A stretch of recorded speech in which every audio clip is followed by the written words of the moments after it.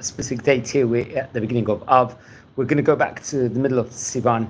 That would have marked the Hilula, the 18th of Sivan, a very famous chief rabbi of Madrid, Rabbi Yehuda Benasouli. Very, very famous rabbi. I think he was born back in English in 1933. He passed away on the 31st of May in the year 2010. I believe that was the 18th of Nisan, Yud Nisan. At that stage in time, he was a Moroccan-born rabbi, and he would serve as a chief rabbi of Madrid between the years 1978 until 1997. It's reported over. I believe he was born in 1933. Obviously, the family was a Spanish family of Spanish origin. I believe a Sephardic family. I think in an area called Al-Khazar Quidi, or Khazar el-Kebir, in what was then Spanish Morocco, as was reported over. Now, I think sadly when he was young, his father passed away, and it would be Rabbi Benasouli's uncle, Rabbi Yaakov Sebag, would help and take help within regards to taking responsibility within regards to him, would help him out to very, very big way. I think Rabbi Yaakov Sebag, we've spoken about on various occasions before in the series, he was a great rabbi also of his time. He would enroll in yeshiva in Meknes and would study under the famous Rabbi Raphael Baruch Toledano, who was arguably one of the famous rabbis, especially from the famous Sephardic Toledano family. When he was about 18 years of age, he was, I think, received a rabbinic ordination in Toledano, respectively. He received a rabbinic ordination by Rabbi Toledano, the famous rabbi. I recommend everyone to watch a video we recorded with regards to Rabbi Raphael Baruch Toledano, one of the great rabbis of recent times. I think in 3 years after the establishment of Israel, including Rabbi Sebag, Rabbi Benasouli was just still in his 20s, but became, let's say, the rabbi of his hometown at that stage in time of Khazar el-Kabir, or Al-Khazar Qubi. I hope I pronounced that correctly. I think come with the early 1960s, they say that Rabbi Benasouli's bailiwick grew to include Larash and Souk el-Arba, I believe, various different towns also. He would actually broaden his horizons. Now, it's actually reported over his first language apparently was Castilian Spanish. That's what's reported over. He also obviously knew Hebrew, French, Arabic, Ladino, and Haketeya, and some English. So he was very multilingual. He knew many languages, respectively. I think Rabbi Benasouli will arrive in Spain, in Madrid, I believe, in the year 1968, as part of a massive Jewish emigration from Morocco after Israel's victory in the Six-Day War in 1967.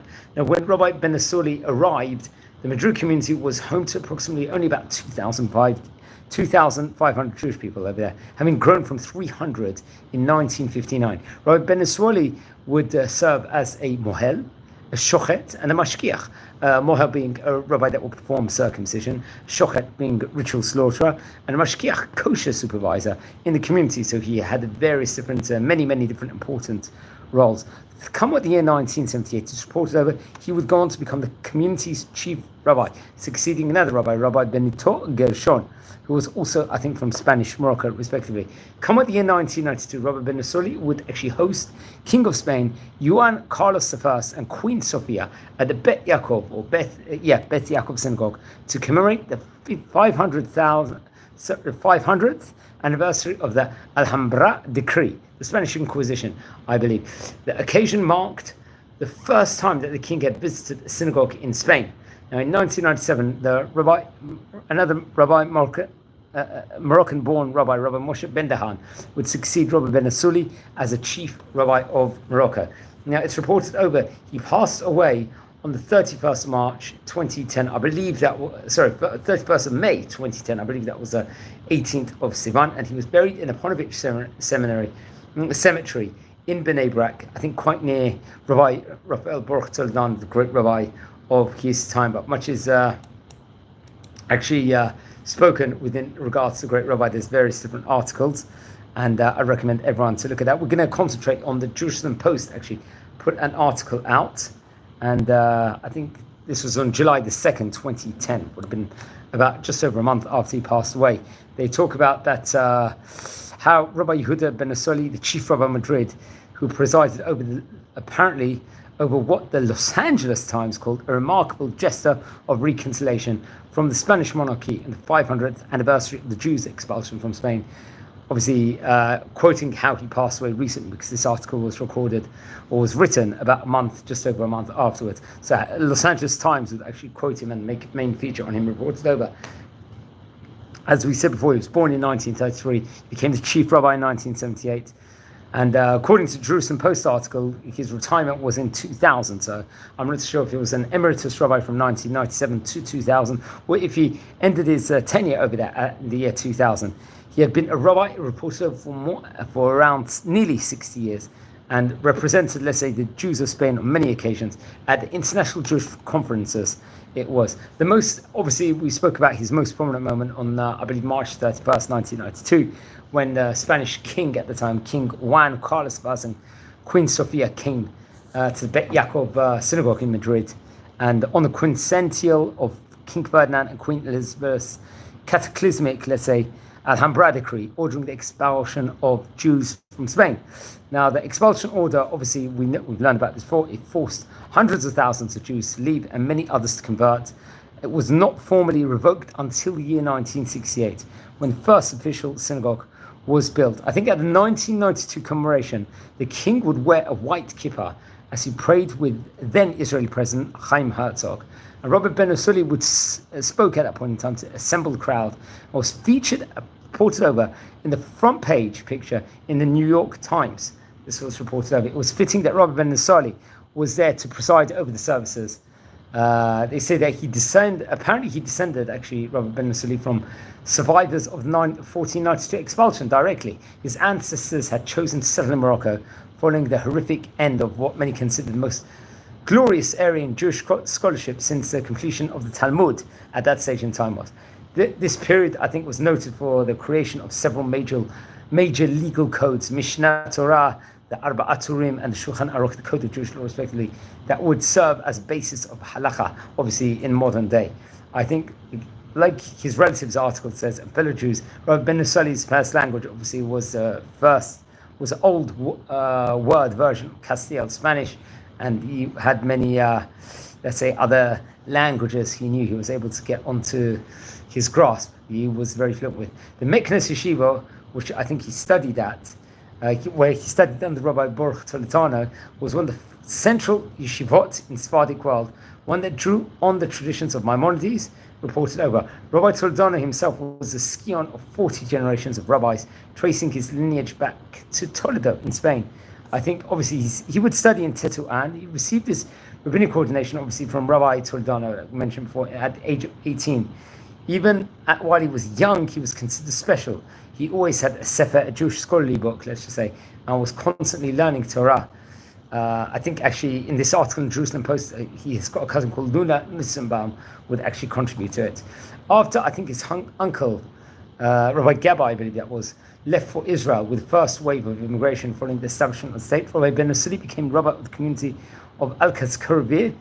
Over the following years, as a community, let's say, petered out, dwindled further following a 1963 reopening of the gates for immigration. Rabbi Benasouli also took over the leadership of nearby towns, as we said before, Larash and El Souq El Arba. And obviously, I think that one of his intentions was he didn't want to abandon the community of the people of Morocco, even though the community had started to, departure at that point in time. But he felt commitment to serving every single Jew. Following, obviously, we spoke about how Israel won the Six-Day War, and Rabbi Benasouli will arrive in Madrid in 1968.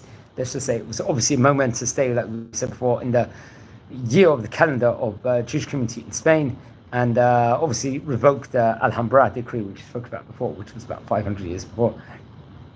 Rabbi Benasouli also immediately began services once he came. As we said before, he worked as a shochet, a mohel, he was working kashrut, and very, very great. I think Rabbi Benasouli focused on developing the religious connections of the community while he was the chief rabbi. He was instrumental in starting the Kush food industry in Spain, and he worked to expand the educational opportunities for Spanish Jewish tradition. I think that it's reported over 300 children attend Jewish schools in Madrid nowadays, and that's another thing. So as we said before, he was buried, I believe, in the Ponovich Cemetery in Bnei Brak, and where just the same burial area, I believe, where Rabbi Baruch Toledano was also buried, I believe, also. his wife's name, I believe, was Rabbinit Mercedes, and his sons include Yamin, I think he lives in Brooklyn, Yisrael, who's based in Madrid, and Moshe in Israel, and his daughters Simi in New York, and Devorah and Ruth Geula, I believe her name was, both in Israel. This was at the time of writing the article. I believe, if I'm not mistaken, I think this article was written 15 years ago. So this was July the 2nd, actually, in 2010. So this is what the article stated many, many years ago. So I think 18th of Sivan is Sisi Lula. He's a great rabbi. We try and speak about a lot of the famous, let's say, Jewish community from the various different places in Spanish countries, Ottoman countries. We try and explore, and we try and go over all these different great places where there was many famous Jewish community of that specific day. So that is very, very interesting. Now, friends, we're a community here. We are learning about famous rabbis of yesteryear. If you descend from any of the famous rabbis we are speaking about, please send me an email. I would love to hear more information. If anyone's interested in watching any of these videos, please share these videos to other people and help the community grow, and very much help. We also do tours on this channel. We try and tour all over Eretz Israel, which I feel is very important too, like the biblical parts and so on and so forth. We do videos on the Parshat HaShavua also, so that's another interesting thing that we are doing, and many more important. So please, wishing you all well, and please watch over all the previous videos we are recording. We've already covered a staggering, possibly 1,200 nearly biography videos on great Chachamim of yesteryear. So if you descend from any of the great rabbis, please also send me an email. I would really appreciate it. So wishing you well, take care, and have a meaningful night. Thank you.